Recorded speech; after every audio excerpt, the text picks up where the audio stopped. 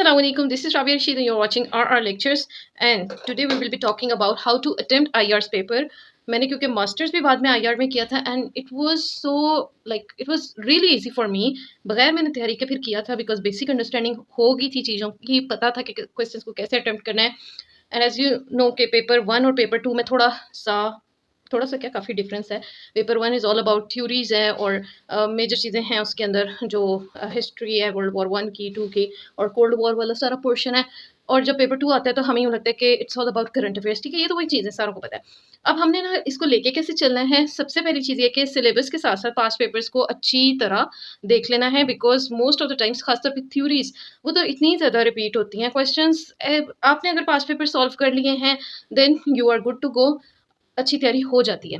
अब क्या करना है कि आपने पेपर 1 का तो करना ही करना है ना. वैसे पेपर 2 में आपने ये सारी चीज़ें जो थ्योरीज के बारे में आपकी बेसिक अंडरस्टैंडिंग होनी चाहिए, अच्छी अंडरस्टैंडिंग इतनी अच्छी होनी चाहिए कि आप उसको पेपर को, मसला कोई भी है, आपने उसको पर्सपेक्टिव्स लगाने हैं, उसमें लेवल्स ऑफ एनालिसिस लगाने हैं, वो आपको अच्छी तरह आते हो. और वो कोई इतनी मुश्किल चीज़ नहीं है. वो जब आप जिस तरह से आप मटेरियल अपना पढ़ते हो ना, आपने देखना है अच्छी सोर्सेज, खासतौर पे आईआर के पर्सपेक्टिव से जो सोर्सेज होती हैं उधर से तैयार किया हो. खालिस आईआर की बुक्स पढ़ी हो किसी मसले पे, आपने अच्छी वाली बुक्स, अच्छी वाली वेबसाइट्स, अच्छे वाले आर्टिकल्स पढ़े हों जिसमें आईआर के ही जार्गन्स यूज़ किए हों, वही टर्म्स हो, देन ये हलवा बन जाए.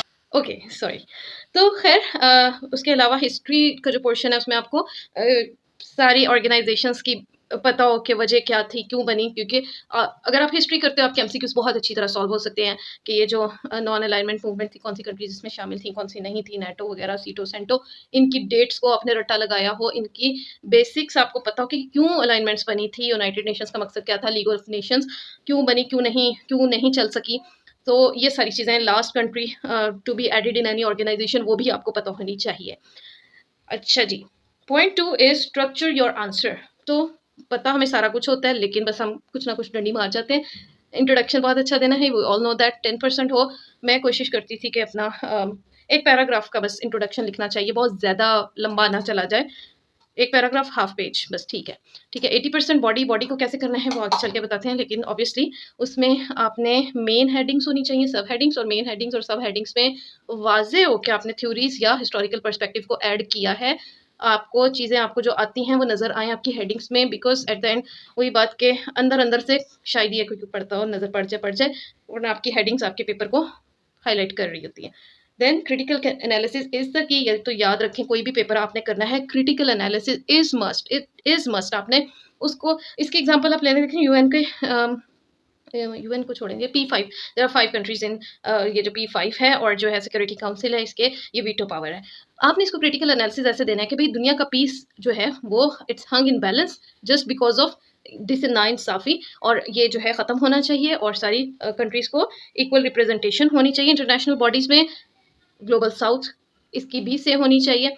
और अगर आपने मतलब किस तरह लेके चलना है, फॉर एग्जांपल पैलेस्टाइन इशू है, अब करंट अफेयर्स में टोटली डिफरेंट होगा, उसमें आप और तरह से लेके चलते हो. आप इशू बता रहे होते हो, आप उसको हिस्टोरिकल पर्सपेक्टिव से बताओ, उसको आप एक टाइमलाइन बना दो, जैसे भी करो आप एक उसको और तरह से बताते हो. इसमें आपने कहते हैं 2-3 तरह से उसको लेके चलना होता है. एक लेवल ऑफ एनालिसिस होता है, लेवल ऑफ एनालिसिस में एक इंडिविजुअल लेवल होता है. फॉर एग्जाम्पल आपने नेतन्याहू की नेचर को डिस्कस कर दिया कि जी वॉर मॉन्गरिंग उसकी नेचर है और इंतहाई वो कह लो कि रेडिकलाइज्ड है और पॉपुलिस्ट लीडर वो बनना चाह रहा था, नेशनलिज्म है, ये वो सारा कुछ एक इंडिविजुअल लेवल पे आपने बात कर दी. फिर आपने सिस्टमिक लेवल पे कि जी इसराइल जो है वो एक्सटर्मिनेशन और वो सारा कुछ वो जिक्र कर दिया. फिर एक ग्लोबल लेवल पे आप उसको डिस्कस कर देते हो. ग्लोबल इकोनॉमी को अगर आप लेके चलो तो उसमें भी बहुत कुछ आ जाएगा कि जी white is raising the houses, इसमें जी बहुत सारी ब्लैक रॉक और इस तरह की कंस्ट्रक्शन कंपनीज वो इसमें इन्वॉल्व हैं, सारे सबके स्टेक्स हैं. फिर अगर आप पर्सपेक्टिव्स पे आ जाओ तो, और आइडियोलॉजिकल फैक्टर तो जी वो इनके एक रिलीजियस एस्पेक्ट वो आप डिस्कस करोगे. अगर आप लिबरल एस्पेक्ट पे आ जाते हो तो फिर उसमें भी आप चीज़ें लेके आओगे. बोथ इसराइल एंड पैलेस्टीनियन दोनों तरह से आप लेके आते हो चीज़ें. फिर ठीक है, फिर जी रियलिस्टिक तो माइट इज़ राइट, और जी पावर जिसके पास है वो पावर वाली सारी बातें वो आपने इसमें कर देनी है. तो ये एक आपका जो है मेन हेडिंग समझ लो, लेवल ऑफ एनालिसिस, पर्सपेक्टिव्स और सब हेडिंग्स को आपने इस तरह इनकॉर्पोरेट करना है इस टॉपिक के अंदर.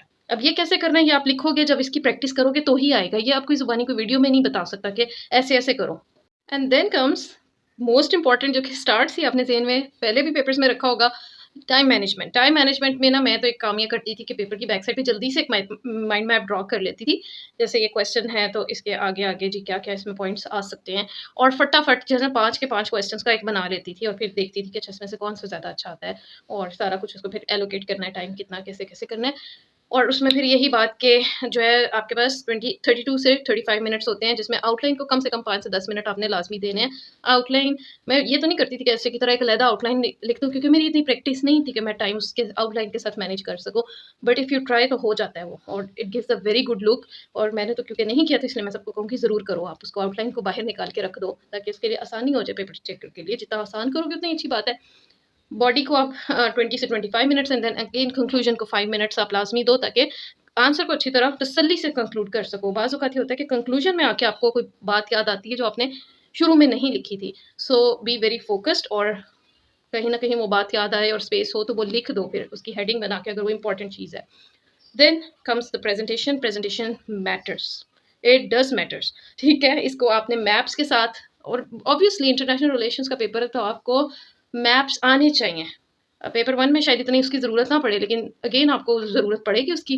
जहाँ पे आप वर्ल्ड वॉर्स का डिस्कशन करोगे तो वहाँ पे आपको पता होना चाहिए कि कौन सी जगह कहाँ थी, और वो ड्रॉ करोगे तो बहुत अच्छा लुक आता है, और मैप से इंक्रीज़ होती है लेंथ पेपर की। जो आपको हो रहा होता है ना शुरू में बिगिनर्स को कि हम इतनी लेंथ कैसे करें अपने आंसर की, वो मैप से आपकी लेंथ बहुत दूर तक जाती है। फ्लो चार्ट्स भी लेंथ को ऐड करते हैं, फैक्ट शीट्स बनाओ, ये सारा कुछ इसको प्रैक्टिस करो, ये याद होती हैं चीज़ें।